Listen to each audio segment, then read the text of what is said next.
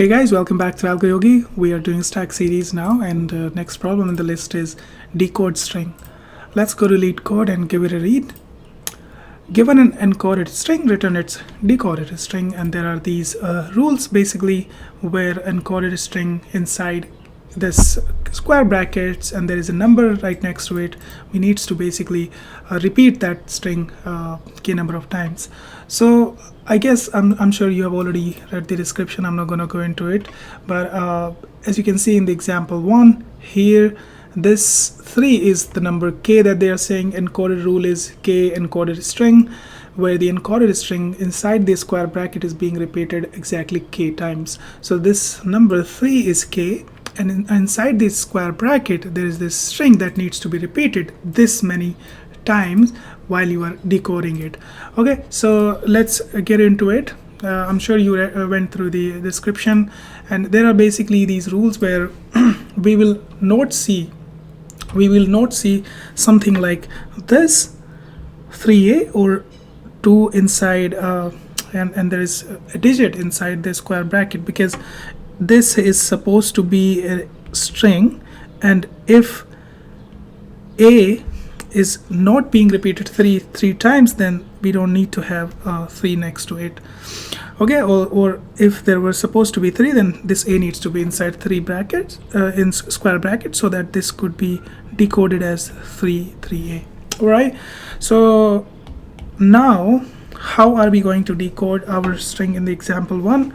This will be basically this a inside the square brackets and this k integer next to our first square bracket is basically we need to repeat our string a 3 times. So this will give us a.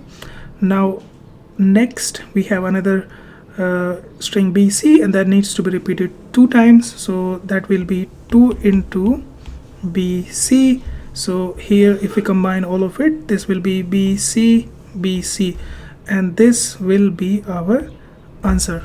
That's how we're going to decode it. Okay, now we have understood how we are going to actually decode it. Let's see one more example. For it. This is another example, but in this one the thing is we have nested brackets. So that means we need to resolve. So there is this square bracket and there is content inside it, but inside this also there is another square bracket. So we need to be basically solving it by solving the inner bracket first. So whatever is these the inner bracket is, so content inside the inner bracket, that's what we solve first, and then resolve the outside bracket.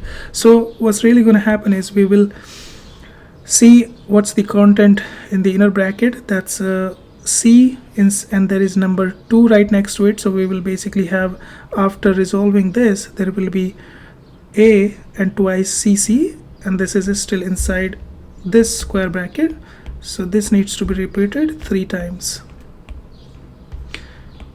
So this will be our final answer for the example 2. Okay, now we have understood this problem really well.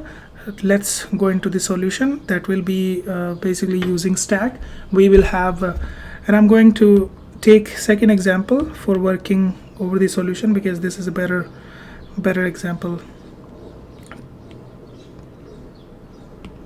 Okay, I'm gonna remove this.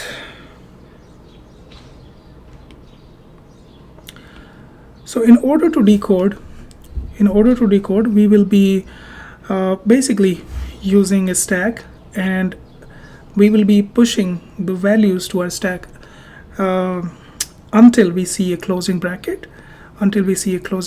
So that whenever you come across the closing bracket, then you can start popping the strings and then the digit, and then multiply those and append it to your stack. So let's say my stack is, this is my stack. What I'll do is I will keep pushing values as I'm iterating my string to my stack until I see a closing bracket. So what I'll do is I'll push 3, then I'll push opening bracket, then A, then 2, and then another opening bracket, then C, then C, and then I see a closing bracket right here. And whenever I'm seeing a closing bracket, that means I need to start popping the values from my stack, basically the substring. First we need to pop out the substring and then the digit. So this substring until you see an opening bracket, because a substring will lie between opening and closing bracket. After you're done popping the substring, so let's say I have a variable called sub str, and I'll keep appending it to that. So currently substring will be this after I'm done popping these values. Okay, then until I pop, until I see this opening bracket. Once I see this opening bracket, I'll pop this as well. But then I know, because we were told that before these these two brackets, square brackets, there will be an integer k, and we need to repeat this substring that many times. So after that we will be popping these digits. There could be multiple digits, so we will be basically using a loop. We can use a loop while we keep seeing a I would say a digit, then keep popping out the digit and keep making your number. Once you have your number ready, so our number would be basically a number would be 2. So what we'll do is, let's have our num will be 2. So we will append these two, so 2 into c into our stack now. Okay, so we will append this right here, 2c, not the number, I'm sorry. So c and c, so this is what we have appended. Now this one of the brackets we have done, this is done, one of the opening bracket case is done. So this much has been resolved, okay. Now this is done resolving. We will be resolving for the next bracket, square closing bracket. So if we see this, then we're going to follow the same procedure. We will be first creating the substring, so that will be A, C, and C. This is the substring that will be popping out. Let's call it substring, and that number will be starting after this opening bracket. This will be 3, and then we will multiply both of them and then append it to my stack again. So my stack will at the end will be basically having this value. This will have ACC, ACC, ACC. This will be the value at my stack. Finally, I will just return the value in my stack. So there might be a case where all the values are basically separated. Sometimes there will be multiple brackets, there will be multiple these combinations of bracket, not like always the nested ones, but they're like few brackets outside, then some brackets later. So in that case, there will be these values will not be just together. So what we'll do is we'll return stack joined by an empty string. And this is, I'm talking about Python, by the way. In other languages you can do your way. So I think that would be it. This will be of big of n time complexity solution, and the space will also be big of n. So time will be big of n and space will be big of n as well, because we are storing all of these into our stack, but they will not I think that could be actually this could be even more, because depending on how many times we have to actually repeat these characters. Okay, so this could be more actually, because depending on how much numbers and multiplication that we do, this could keep growing actually. So, and there is no like actual way, because we don't really know the number. Let's write down the solution now. It's gonna be, I guess, easy. whatever we said, like that's the exact same thing we'll be doing. We'll have a stack, then we will be entering our s. So for, let's say, c in s, that means we are iterating all the characters. So if let's say if my s is not equals to closing bracket, so that's the case where we will be doing most of the calculation, which will be in the else case. Okay, else case, this is where we will be doing most of the calculation. But if it is not equals to closing bracket, then that means just append it to your stack. So stack dot append anything you're seeing. All right, numbers or opening bracket or characters, whatever you're seeing, just append it to your stack. Then we are at a position where we're seeing this closing bracket. So our c is equals to our current c is equals to this closing bracket. Okay, so if this is equal to closing bracket, that means we don't have to append it. What we need to do, we're going to start popping out values from our stack so that we can create our substring. So why is this so shaky? So we'll have a variable called substring, and substring will store all the values. So while our stack is not empty and stack stop is not equals to the opening bracket, because at the end of the day, opening square bracket, because whatever substring that we are trying to pop out, that only has to be because to match everything for this closing bracket. So we will keep going until we see this this opening bracket, and at the end we will pop this out as well. But before we do that, we want to keep popping all the substring, and because we have appended them in this order, basically from left to right, but we are going from top to bottom, so we will be basically inserting these characters we are popping out from front, not the back.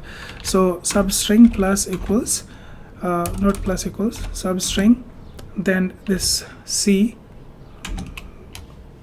not c, sorry, the top of the stack, so stack dot pop plus substring. Okay, so we are appending whatever we are popping in the beginning. Okay, so that we, whenever we are our substring is ready, when we are seeing this opening bracket, then it's in the order from left to right. That's how the question wants us to basically decode the string. Then one more time we will pop the stack, and that's because this is still in there, this is still in there, the opening bracket. Finally, let's calculate the number k. K will be initially, let's say, also empty, but there will be this integer present before the content of these two brackets. So what we'll do is we'll have the same loop, this one, but right now we're checking for while stack is not empty and the top of the stack value is basically is digit. Okay, if this is digit, then means I want to pop this out and keep appending to the my number. So this will be I will pop out stack dot pop also left to right. So I just, whatever I pop has to basically go before the k. Okay, because that's how in the same order it was pushed into my stack. So okay, finally I'm out, there's no more digit. Then what I want to do is I want to append after calculating k times, this string that I've just calculated, which is sub str. So I will have it, I will append it. So stack dot append. First let's calculate the integer, like convert the k into integer into sub string. So now we have appended that substring to our stack. That's it. I think we'll just come out of the for loop. That means we have processed all the characters and we have done whatever basically decoding the string that we were doing after seeing a closing bracket. That's also done. So what we'll do is we'll come out of this for loop, and then I think there should be a gap here, and then we'll just return everything inside the stack, and this will be in the same order. So stack, basically right now it works like a list in our case, because that's how we are thinking of our stack right here. Okay, so I'm gonna zoom out and run this on our example. I hope it works, but we'll see. If the really stupid mistake that I made is comparing the s to the closing bracket instead of c, and which was just really stupid. Let me check if I'm using this anywhere else also. No. Okay, so that's good. I think now it should be all good. All right, and let's submit it, because I couldn't see any other problem. Okay, well, accepted. Doesn't seem to be too. Memory, it says 97, beats 97%, but wow, is it something about the internet speed? Yeah, it was internet speed, definitely, because this is a really efficient solution. And let's write down the time complexity. I mean, this is the best you can get, and the best optimal solution for this would be in a big of n time complexity. And for space I am going to say big of let's say in total. It would be a weird way of calculating the space complexity in a way, since we don't really know how many numbers, how much of the integer numbers will be present in the string given to us, because we are kind of not converting them, we're only converting it right here. So we could say k times whatever substring there is, we can call it let's say s, k times s, and that's what we are doing some number of times. So I would like, and then it's still like, it's weird. I guess you can talk about this, like how we don't really know this digit, that a lot of digits we will be taking out and multiplying because of this multiplication.